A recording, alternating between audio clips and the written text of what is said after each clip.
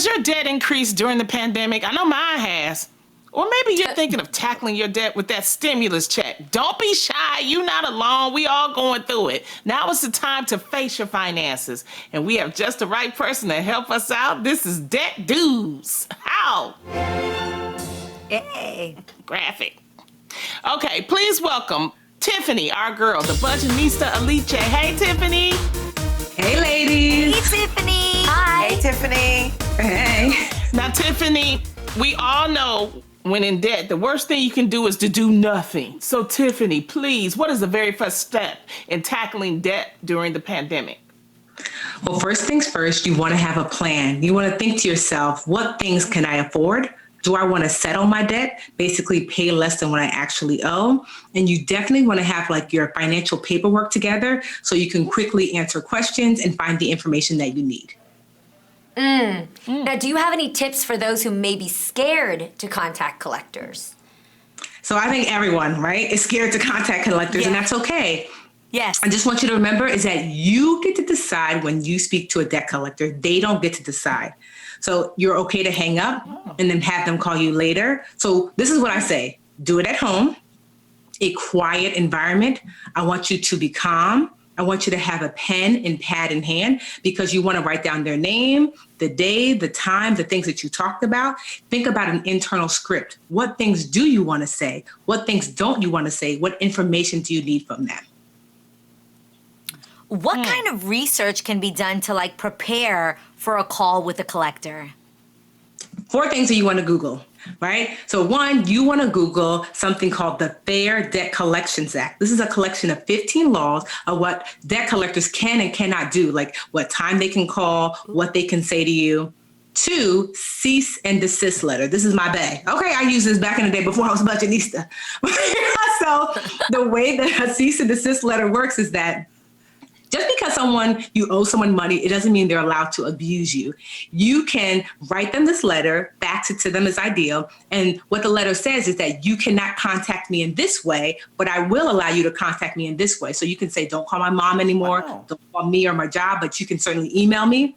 Also, a debt verification or validation letter. That's just a letter where someone says that you owe them and they have to verify or validate that that is indeed true. Because if my cell phone company sold my debt, how do I know they sold it to you? You have to give me proof if I ask for it. And last, the statute of limitations. So that is, how long are you liable for a thing? So if the statute of limitations, for example, in New Jersey for credit card debt is 6 years, that means for 6 years, I am legally liable for any debt that I have as it relates to my credit card debt that has been unpaid, and they have 6 years. So after the statute, it doesn't mean you don't owe it. It just means that they can't legally use the system to collect it from you. Very interesting. Are there any don'ts for talking to bill collectors? So absolutely. So when you're talking to debt collectors, I want you to know that these are not your friends, right? They're not terrible people. They're just working, but right. Sometimes they'll use a conversational tone, right? And so, but I want you to understand that 1, their job is to get money from you. So you don't want to start agreeing to all of these things other than, yes, my name is Tiffany. Because 1, you don't know, is this debt past the statute of limitations? Is agreeing to this debt or agreeing to a payment going to start that potential 6 years or whatever your state statute is all over again?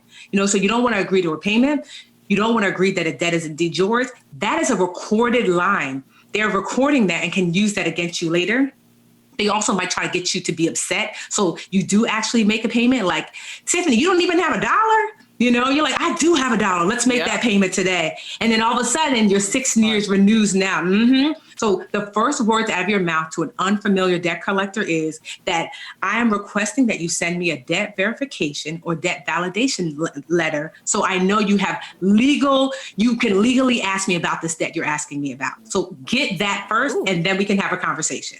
So good. Okay, so you get all of that smart. And you get your call. How do you assure that the collectors will follow through with what was discussed? Get everything in writing, Lonnie. We all know that, right? When it comes to, we live in a litigious society, everything is lawyers. Get it in writing. If they promised you that you can pay $4,000 on your $10,000 debt before you make that payment, get it in writing. write down, because debt collectors are people, so it might get a little contentious on the phone. So even before we start talking, I want your name. That way, if it goes left, I know who I spoke to and I know who I have to report. So get everything in writing, get all promises, and I let them know that I'm taking notes, like Jonathan said at this time. Now, what did you say again? So that way they know, well, this is old Tiffany, not Tiffany now, but that way they know, they know that you're taking notes. So yeah, everything in writing. Tiffany, thank you for making us feel like you got our back. You just straight up Yeah. equipped us. Thank you. You always come You're through with a welcome. wealth of knowledge.